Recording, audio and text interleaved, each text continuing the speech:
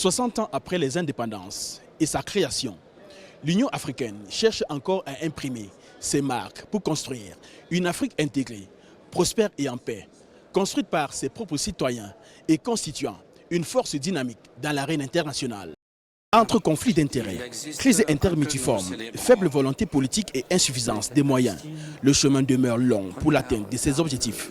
Le 37e sommet des chefs d'État et de gouvernement, qui s'est ouvert ce samedi 17 février 2024, sonne le glas de la refondation de l'Union africaine à plusieurs niveaux.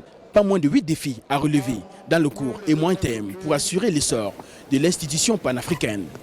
Nos principaux défis n'ont pas diminué de prégnance.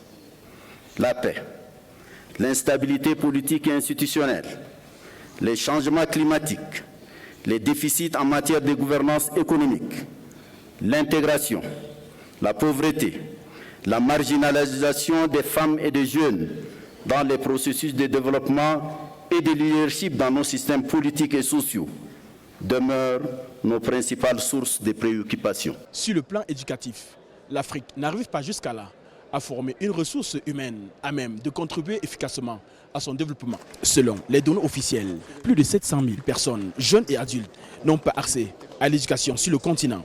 Le nouveau président de l'Union africaine, le chef de l'État mauritanien Mohamed Ould Ghazouani, a tenu à réaffirmer l'engagement de l'institution panafricaine pour garantir l'accès universel à une éducation de qualité. Il a également appelé les différents acteurs à s'impliquer dans la promotion de l'éducation à milieu jeune notamment.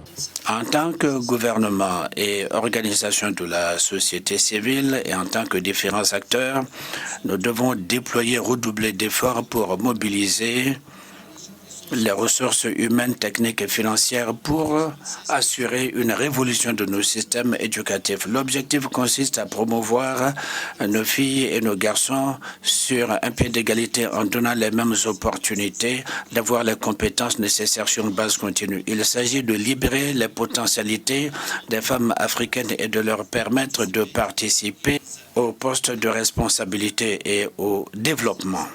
Sur la table des leaders africains figurent entre autres des dossiers relatifs aux questions de stabilité dans certains États, mais aussi sur la réforme institutionnelle de l'Union africaine, l'évaluation du premier plan décennal de mise en œuvre de l'agenda 2063, l'adoption et le lancement du deuxième plan décennal de mise en œuvre de l'agenda 2063, la transition énergétique, la mise en œuvre de la zone de libre-échange continentale, la lutte contre le changement climatique et les modalités de participation et les priorités de l'Union africaine au sein du G20 sont également au cœur des échanges de ce sommet des chefs d'État et de gouvernement.